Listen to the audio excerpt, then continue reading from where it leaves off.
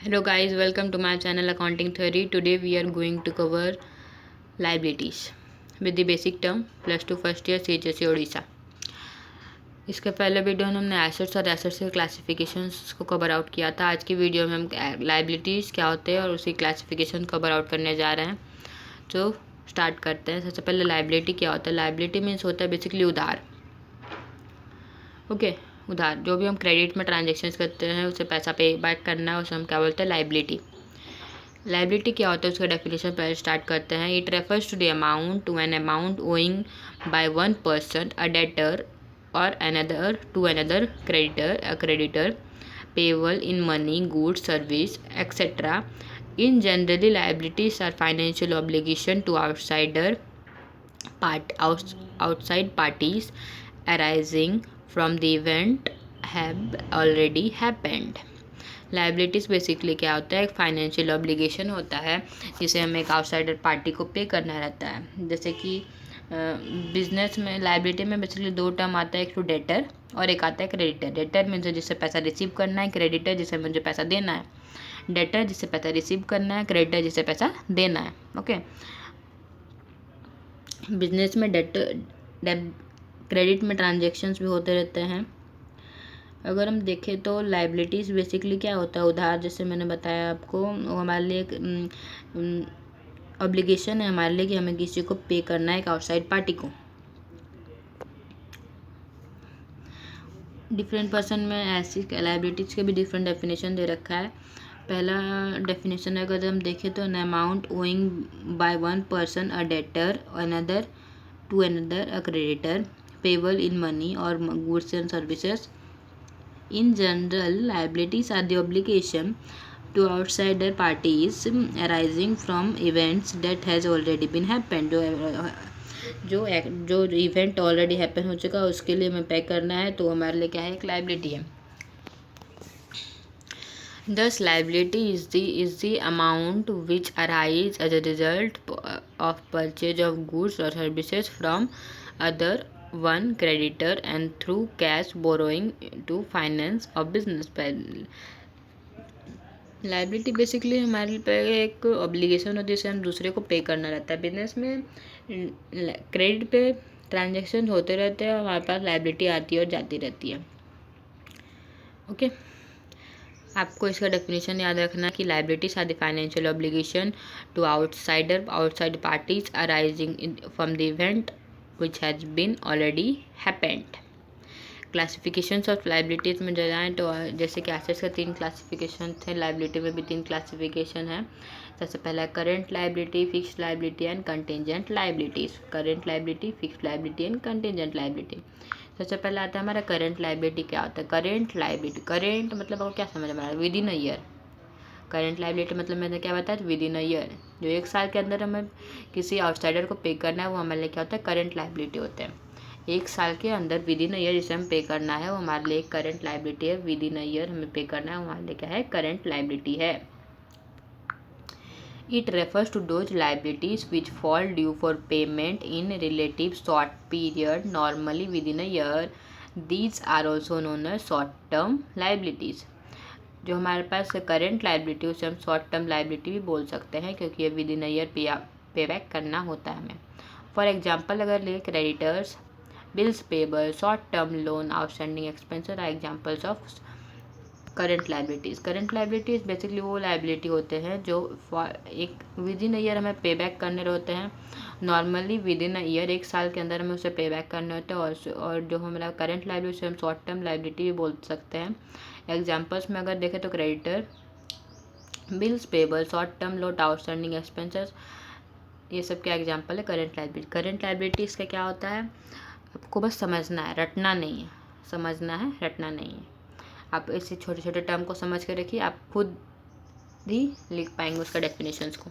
Okay समझने की कोशिश कीजिएगा। करंट लाइबिलिटी क्या होता है, जिसे हम पे करना है किसी आउटसाइडर को with in a year. With in a year पे करना है तो हमारे लिए क्या है, वो करंट लाइबिलिटी है। और करंट एसेट्स क्या थे, विद इन अ ईयर, जिसका यूज सिर्फ हम एक साल तक कर सकते हैं, वो हमारे लिए करंट एसेट्स थे, जिसे हमें पे बैक करना है एक साल के अंदर अंदर ही, वो हमारे लिए क्या है, करंट लाइबिलिटी है। It refers to those liabilities which fall, जिसका payment within a year ही करना है हमारे लिए, वो शॉर्ट टर्म, वो हमारे लिए क्या है, लाइबिलिटी है, विद इन अ ईयर पे करना है, उसे हम शॉर्ट टर्म लाइबिलिटीज़ भी बोल सकते हैं। एग्जाम्पल्स आपको याद रखना है, creditors, bills payable, short term loan, outstanding expenses, ये सब क्या है, हमारा करंट लाइबिलिटीज़ का एग्जाम्पल है। दूसरा है हमारा फिक्स्ड लाइबिलिटी। फिक्स्ड लाइबिलिटी क्या होता है, हमने अभी देखा कि हमारा करंट लाइबिलिटी क्या होता है, हम देखने जा रहे हैं फिक्स्ड लाइबिलिटी क्या होता है। पहले उसका डेफिनेशन चेकआउट करते हैं, समझना है, रटना नहीं है। एक बार डेफिनेशन आप ध्यान से समझिए please. It refers to long term liabilities which are repayable after a period of 1 year. ये क्या है, एक लॉन्ग टर्म लाइबिलिटी है जो कि पेबल होता है with after a period of 1 year, जो 1 साल के बाद हमें पे आउट करना है। हमारे पास 1 साल का टाइम है, 1 साल कंप्लीट होने के बाद, 1 ईयर कंप्लीट होने के बाद हमें उसे पे आउट करना है, तो हमारे लिए क्या है, एक फिक्स्ड लाइबिलिटी है। More than 1 year, okay, more than 1 year, these are non an long term liability. Fix liabilities को हम लॉन्ग टर्म लाइबिलिटीज़ भी बोलते हैं। अगर हम एग्जाम्पल पे जाए तो क्या है, लॉन्ग टर्म्स लोन, जैसे कि होम लोन्स लेते हैं, हमने हर साल पे करना रहता है ना, तो हमारे लिए लॉन्ग टर्म्स लोन है। डिपॉजिट, जैसे हम डिपॉजिट, पैसा डिपॉजिट करते हैं 5 ईयर या फिर 3 ईयर, 2 ईयर्स की, मतलब उसके अकॉर्डिंगली पे करना रहता है, वो हमारी लाइबिलिटी है कि हमें पे करना है। तो हमारे लिए क्या है, एक लॉन्ग टर्म लाइबिलिटी, जिसका जैसे कि हो गया डिबेंचर्स, हमें जैसे कि 1 ईयर टाइम एक्चुअली है हमारे पास उसका पेमेंट के लिए, वो हमारे लिए क्या है, एक फिक्स लाइबिलिटीज़। फिक्स लाइबिलिटीज़ को हम लॉन्ग टर्म लाइबिलिटीज़ भी बोलते हैं। फिक्स, एक बार और डेफिनेशन देखेंगे, it refers to long term liabilities which are repayable after a period of 1 month. जिसको रिपेबल करना है, हमें पेबल तो करना ही, अगर विद इन अ ईयर है तो हमारे लिए करेंट लाइबिलिटीज़ है, अगर with in more than 1 year है तो क्या है, तो हमारे लिए वो एक फिक्स्ड लाइबिलिटीज़ है। जो हमारा करंट लाइबिलिटीज़ हम क्या बोलते हैं, शॉर्ट टर्म लाइबिलिटीज़, और जो फिक्स्ड लाइबिलिटी है उसे हम लॉन्ग टर्म लाइबिलिटी बोलते हैं। आशा करती हूँ आपको अच्छा लग रहा होगा। हमारा तीसरा क्लासिफिकेशन आता है जो कि है contingent liabilities. Contingent liabilities, contingent liability अब क्या होते हैं, it refers to those assets which may और may not become payable in future. Contingent liability वो लाइबिलिटी जो होते हैं जो कि में हो सकता है उसे हम पे करना ही पड़े, हो सकता है उसे पे ना करना पड़े, वो हमारे लिए क्या है, कंटीजेंट लाइबिलिटी है। Future events decide whether it really liability और नॉट। फ्यूचर इवेंट जो होते हैं वो डिसाइड करते हैं कि एक हमारी लाइबिलिटी है या नहीं, वो फ्यूचर इवेंट्स पर डिपेंड करता है। Due to their uncertainty these are known as contingent liability. इसके अनसर्टनिटी की वजह से हम इसे बोलते हैं contingent liabilities. For example, financial case pending against business, the business के financial case pending against business in the court of law, guaranteed undertaken on behalf of others.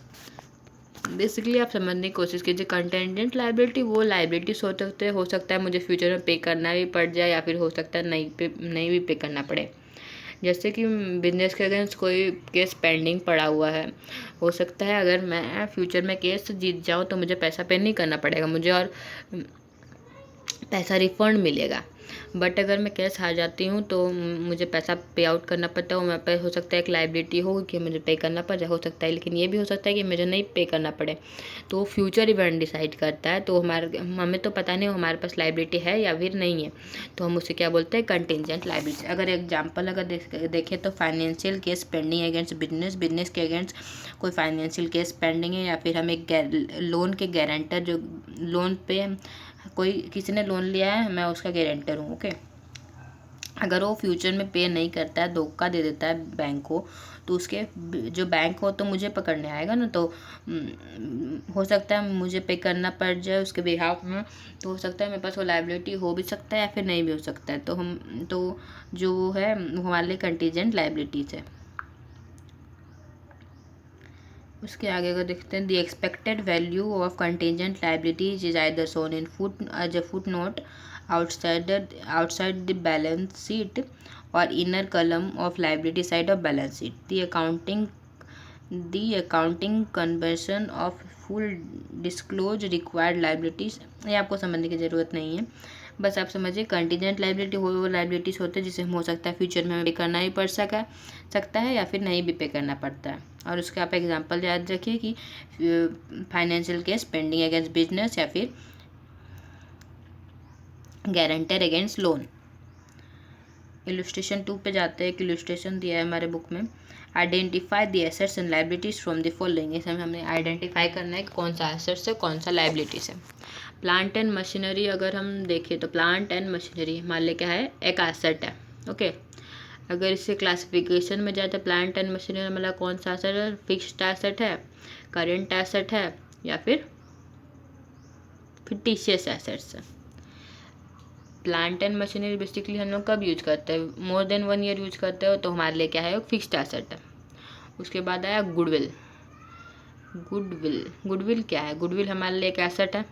कौन सा एसेट, अगर हम क्लासिफिकेशंस पे जाए तो गुडविल को हम देख सकते हैं नहीं, छू सकते हैं नहीं, फील कर सकते हैं हाँ, तो गुडविल क्या है, हमारा एक इंटेंजिबल फिक्स्ड एसेट है। टेंजिबल का मतलब क्या होता है, जिसे हम देख सकते हैं। बेसिकली अगर फिक्स्ड एसेट जो है वो टेंजिबल एसेट्स है, बट जो फिक्स्ड एसेट है वो टेंजिबल फिक्स्ड एसेट और टेंजिबल फिक्स्ड एसेट बेसिकली दोनों सेम ही होते हैं। बट इनटेंजिबल फिक्स्ड एसेट वो एसेट होते हैं जिसे हम देख नहीं सकते, छू नहीं सकते, बट फील कर सकते हैं। उसके बाद आया salary due.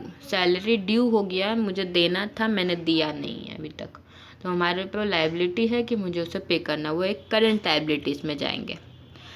Loan taken from bank, मैंने एक लोन लिया है बैंक से, तो हमारे पास वो क्या है, लाइबिलिटी कि हमें पे करना है। क्रेडिटर्स, मेरा मतलब मुझे किसी को पैसा देने हैं, तो मेरे लिए क्या है, एक लाइबिलिटी है। Amount payable to supplier, supplier को अगर हम पैसा देना है तो मेरे लिए क्या है, वो लाइबिलिटी है। लोन गिवन टू फ्रेंड, अगर मैंने एक लोन दिया है फ्रेंड को, लोन दिया है मैंने दिया है, बैंक ने मुझे नहीं दिया, मैंने दिया है फ्रेंड को, कि मुझे उस जो मेरा फ्रेंड है वो मुझे पैसा रिटर्न बैक करेगा, तो हमारे लिए क्या है, वो एसेट है, मुझे पैसा रिटर्न मिलने वाला है। ओके, उसके बाद है लोन। ओके, डेटर क्या होता है, डेटर मतलब क्या, जिससे मुझे अमाउंट रिसीवेबल फ्रॉम कस्टमर से मुझे पैसा रिसीव करना है, तो मेरे पे कुछ मुझे पैसा तो पे करना नहीं, वो मेरे को बस रिसीव करना है, तो हमारे लिए क्या है, वो एसेट है। कैश इन हैंड, मेरे पास जो पैसा है, हैंड मतलब मेरे पास ईयर एंड पे या फिर ईयर के बिगिनिंग में जो मेरे पास पैसे हैं, मेरे पैसे हैं, वो मेरे लिए क्या है, एक एसेट है। अनसोल्ड स्टॉक, जो स्टॉक पड़ा है मेरे शॉप में, गोडाउन में, वो मेरे लिए क्या है, एक एसेट है, मुझे उसे सेल करके पैसे कमाने हैं, तो वो जो अनसोल्ड स्टॉक है वो हमारे लिए एक एसेट। ओवरड्राफ्ट, बैंक को उससे ओवरड्राफ्ट किया, मुझे उसे रीपेमेंट तो with in a year 6 month में रिटर्न तो करना ही पड़ेगा, तो हमारे लिए क्या है, एक लाइबिलिटी है। उसके बाद आता है rent due to landlord. Rent due, देना है, दिया नहीं है मैंने, ड्यू देना है, तो हमारे लिए क्या है, एक लाइबिलिटी है। कंप्यूटर बेसिकली एक एसेट है। फैक्स मशीन, कोई भी मशीन वगैरह हो जा रहा है वो हमारे लिए एक एसेट हो जा रहा है। उसके आगे बेसिक टर्म्स आते हैं, एक्सपेंसेस, एक्सपेंडिचर्स, ये सब हम आगे एक वीडियो में देखेंगे। अगर आपको हमारे चैनल पे अच्छे वीडियोस मिल रहे हैं, कंटेंट समझ में आ रहा है, प्लीज़ हमारे चैनल को लाइक शेयर और सब्सक्राइब जरूर करें। Thank you for watching.